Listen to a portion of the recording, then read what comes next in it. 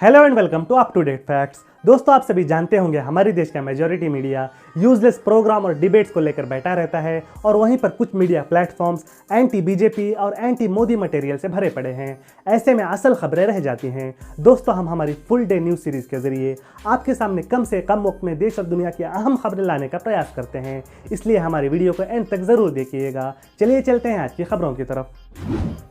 दोस्तों, narcotics control bureau NCB ने dark web पर चल रहे एक ड्रग नेटवर्क का पर्दाफाश किया है। यह ऑपरेशन डायरेक्ट पीएम मोदी और होम मिनिस्टर अमित शाह के सुपरविजन में किया गया। इस नेटवर्क में social media, crypto currency, UPI services और कुरियर सर्विसेज वगैरह भी इन्वॉल्व थी। यह ऑपरेशन 11 महीने तक चला, 47 केसेस दर्ज किए गए और 20 लोगों को अरेस्ट किया गया। दोस्तों, खुशी की बात यह रही कि एनसीबी ने इस ऑपरेशन के दौरान फॉरेन कंट्रीज के एंटी ड्रग एजेंसीज और ऑफिशियल्स के साथ भी कोऑर्डिनेट किया। इस ऑपरेशन के सक्सेस के बाद 3 एनसीबी ऑफिशियल्स को यूनियन होम मिनिस्टर्स मेडल से नवाजा गया।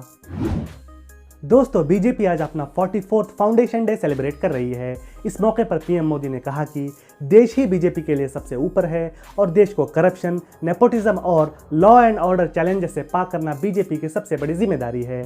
आज ही के दिन अपोजिशन की 13 पार्टीज ने पार्लियामेंट से विजय चौक तक तिरंगा मार्च भी निकाला। पेमेंट एप्लीकेशन कैश ऐप के founder, crypto currency company mobile coin के चीफ प्रोडक्ट ऑफिसर और एंड्रॉयड ऑपरेटिंग सिस्टम के डेवलपमेंट में अहम भूमिका निभाने वाले यूनाइटेड स्टेट्स के बॉब ली का आज यूएस के सैन फ्रांसिस्को में चाकू मारकर कत्ल कर दिया गया है। दुनिया भर के टेक लीडर्स ने इस वाकये पर दुख जताया है। दोस्तों, मिनिस्ट्री ऑफ होम अफेयर्स ने आज सीआरपीएफ में 1,30,000 कांस्टेबल्स की भर्ती को लेकर नोटिफिकेशन इशू किया है। इंटरेस्टेड कैंडिडेट्स सीआरपीएफ की ऑफिशियल वेबसाइट के जरिए इन पोस्ट्स के लिए अप्लाई कर पाएंगे।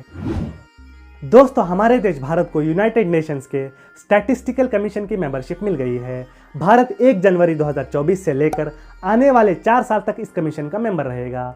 भारत को मेंबरशिप के फेवर में 53 में से 46 वोट्स मिले थे। फोर्ब्स वर्ल्ड्स बिलियनियर्स लिस्ट 2023 में लुई विटॉन के ओनर बर्नार्ड आर्नोल्ट $201 बिलियन के नेटवर्थ के साथ दुनिया के सबसे अमीर तरीन व्यक्ति रहे। $180 बिलियन के नेटवर्थ के साथ इलॉन मस्क दूसरी पोजीशन पर रहे और अमेजॉन के जेफ बीजोस $114 बिलियन के नेटवर्थ के साथ तीसरी पोजीशन पर रहे। $83.4 बिलियन के नेटवर्थ के साथ भारत के मुकेश अंबानी पूरी दुनिया में 9th पोजीशन पर रहे और भारत में पहली पोजीशन पर रहे। दोस्तों, भारत में पिछले 24 घंटों में कोविड के 5,335 मामले सामने आए हैं, जो कि पिछले 8 महीनों में सबसे ज्यादा केसेस हैं। इसी के साथ भारत में एक्टिव केसेस की संख्या 25,587 तक पहुंच गई है। आरबीआई की मॉनेटरी पॉलिसी कमेटी ने भारत की करंट रेपो रेट को न चेंज करने का फैसला किया है। भारत की करंट रेपो रेट 6.5% है। आरबीआई के गवर्नर ने कहा है कि भारत का इन्फ्लेशन जो कि 6.4% है, उसको 4% तक लाने की कोशिश करनी होगी। झारखंड के शिक्षा मंत्री जागरनाथ महतो का आज चेन्नई के एक हॉस्पिटल में इलाज के दौरान निधन हुआ है। इसी के साथ एक न्यूज़ ये भी आ रही है कि पूर्व डिफेंस मिनिस्टर और कांग्रेस लीडर ए.के. एंटनी के बेटे अनिल एंटनी ने कांग्रेस को रिजाइन कर बीजेपी को ज्वाइन कर लिया है। दोस्तों, दक्षिणी ब्राजील के ब्लूमिनाउ सिटी के एक नर्सरी स्कूल में एक 25 साल के व्यक्ति ने बच्चों पर हमला कर दिया। इस हमले में 4 बच्चों की मौत हुई है और 5 जख्मी हुए हैं। हमले के बाद अपराधी ने सरेंडर भी कर दिया है। दोस्तों, यूक्रेन के प्रेसिडेंट वोलोदिमीर ज़ेलेंस्की कल पोलैंड के दौरे पर थे। इस दौरे के दौरान पोलिश प्रेसिडेंट आंद्रजे दुदा ने ज़ेलेंस्की को पोलैंड के highest civilian honour the order of white eagle से सम्मानित किया। दोस्तों, साउथ अफ्रीका के एक पायलट रूडोल्फ एरास्मस को आज फ्लाइट के दौरान इमरजेंसी लैंडिंग करनी पड़ी। इसकी वजह यह थी कि उनकी सीट के नीचे एक जहरीला कोबरा सांप छिपा बैठा था। पायलट एरास्मस ने अक्लमंदी और बहादुरी का सबूत देते हुए फ्लाइट की इमरजेंसी लैंडिंग कराई और सभी पैसेंजर्स की जान बचा ली। इंटरनेशनल एयरपोर्ट्स काउंसिल ने आज दुनिया के 10 बिजिएस्ट एयरपोर्ट्स की लिस्ट रिवील की है। यूनाइटेड स्टेट्स का एटलांटा इंटरनेशनल एयरपोर्ट दुनिया का सबसे बिजिएस्ट एयरपोर्ट रहा। सेकंड नंबर पर यूएस का डैलस फोर्ट वर्थ एयरपोर्ट रहा और थर्ड पोजीशन पे यूएस के डेनवर इंटरनेशनल एयरपोर्ट को मिली। भारत का Indira Gandhi international airport 9th position पर रहा। इस्राएली पुलिस कल रात भी मस्जिद अल अक्सा में घुस गई और वहां पर इबादत कर रहे मुस्लिम्स को फायरिंग एंड अटैक्स के जरिए ज़बरदस्ती बाहर निकालने की कोशिश की। जेरूसलम में यहूदी, क्रिश्चियन और मुस्लिम त्यौहार सेम डेज में ओवरलैप हो रहे हैं। रमज़ान के पवित्र महीने की रातों में मुस्लिम्स मस्जिद अल अक्सा में इबादत करना चाहते हैं, लेकिन इस्राएली पुलिस उनको ऐसा करने से रोक रही है।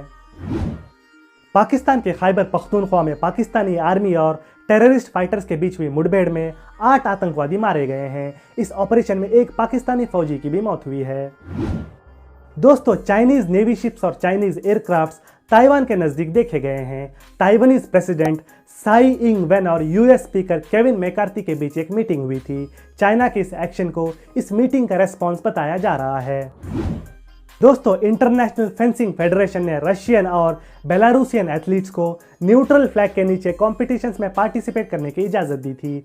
इसका विरोध करते हुए पोलैंड ने, जो कि women's foil world cup host कर रहा था, वर्ल्ड कप को होस्ट करने से इनकार किया है। रशिया यूक्रेन वॉर के चलते पोलैंड रशिया के सख्त खिलाफ है। दोस्तों, अफगानिस्तान में तालिबान ने अफगानी महिलाओं के यूनाइटेड नेशंस ग्रुप के साथ काम करने पर बैन लगा दिया है। यूनाइटेड नेशंस ने इस ऑर्डर का विरोध किया है। दोस्तों, ये थी आज की फुल डे न्यूज़।